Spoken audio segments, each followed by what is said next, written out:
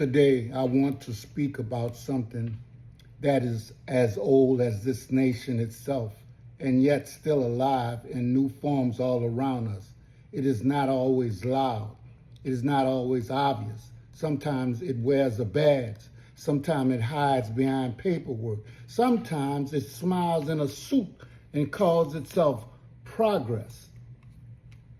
But at its core, at its very core, it is the same machinery that has always existed, power being used to silence, displace, and control those who have less. We have seen this before. We saw it in slavery, where people were stripped of their names, families, humanity, treated as property for profit.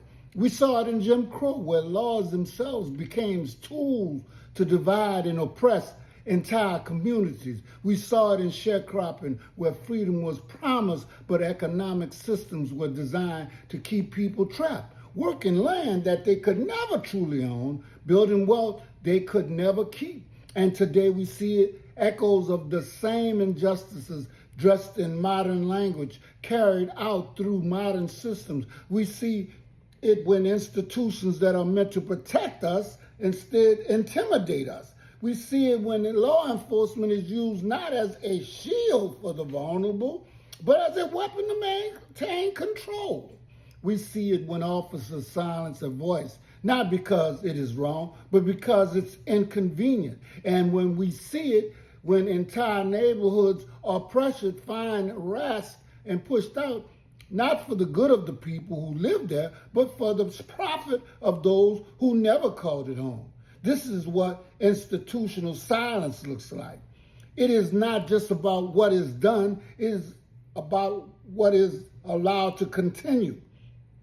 It is the manager who looks away, the system that ignores complaints, paperwork that replaces truth with carefully written lies. It is the quiet agreement that says, do not speak up or you will pay for it. And when people do speak up, they are threatened, discredited, lose their jobs, opportunities, their stability. Their names are dragged through the mud, their character is questioned, their courage is punished, and yet the harm does not stop there. Because when institutions are used this way, they do not just silence voices, they take futures.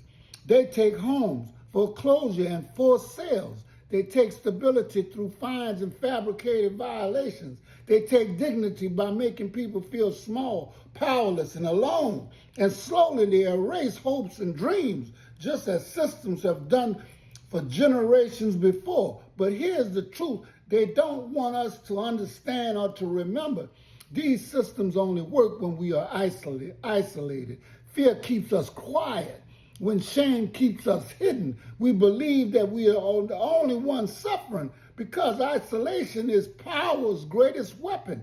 But togetherness, it's its greatest weakness.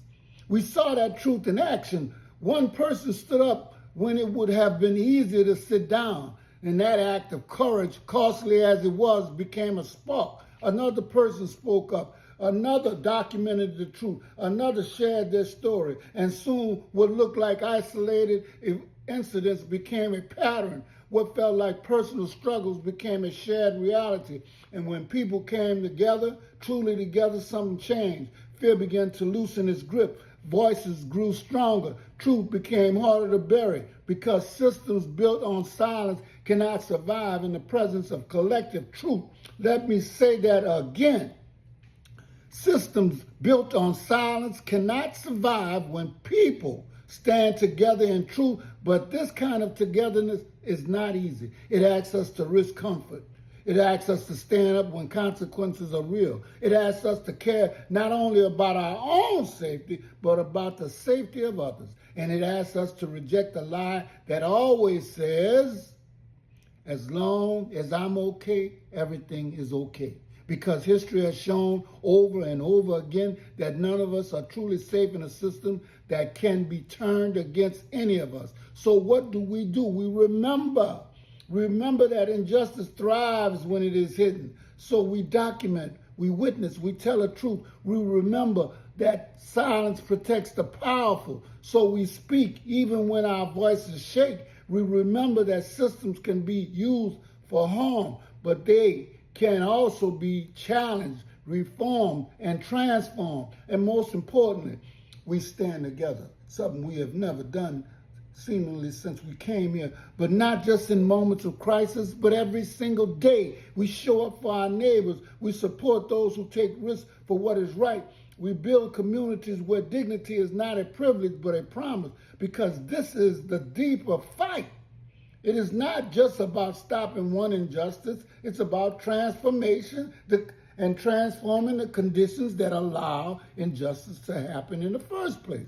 It is about building a world where institutions serve people, not exploit them. A world where law protects dignity, not suppresses it. A world where progress is measured not by profit, but by how we treat the most vulnerable among us. And yes, this is hard work, and it's scary work, and it is the work that every generation has to be called to do. Those who fought against slavery did it. Those who marched for civil rights did it. Those who demanded fairness in labor and housing did it. And now it's our turn. So get up off the sofa. We may not choose the battles we inherit, but we choose how we respond to them. Will we stay silent? Will we stand up? Will we look away? Or will we stand together? Because in the end, change does not come from power alone. It comes from people, ordinary people, choosing again and again to act with courage and with compassion and with solidarity. So let us be those people. Let us refuse to be divided. Let us refuse to be silent. Let us refuse to accept a system where dignity can be taken. And let us build something better together.